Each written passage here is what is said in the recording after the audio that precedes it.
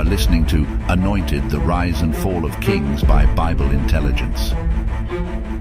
Chapter 4.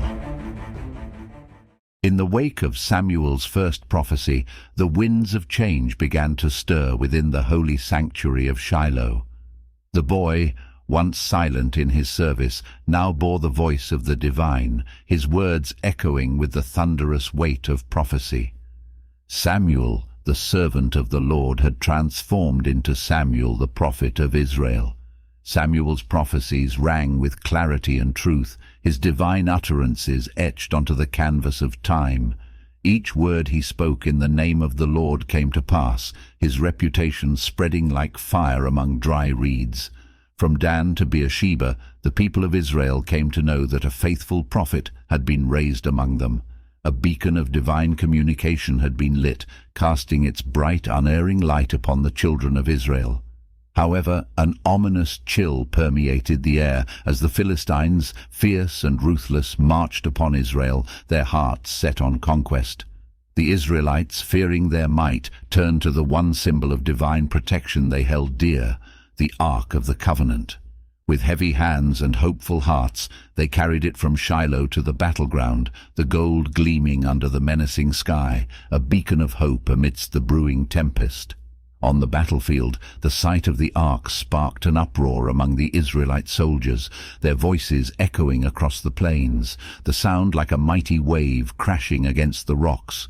Their shouts of jubilation carried over to the Philistine camp, filling their hearts with fear, for they had heard tales of the God of Israel, of his mighty miracles in Egypt. Yet, emboldened by their leaders, they roared back, a defiant challenge reverberating in the dense air. As the two armies clashed, the ground shook, the heavens wept, and the cries of warriors echoed in the wind. The battlefield became a symphony of chaos and carnage, the air heavy with the coppery scent of blood and the gut-wrenching cries of the dying. Yet despite the presence of the Ark, the Israelites fell before the onslaught of the Philistines. The holy symbol of God's presence was captured, its protective power seemingly vanished, a blow that struck the heart of Israel more cruelly than any Philistine sword. Back in Shiloh, Eli, old and blind, sat by the wayside, his heart echoing with the distant sounds of battle. An ominous dread had wrapped itself around his heart. Then came the messenger, his clothes rent, his countenance the embodiment of despair.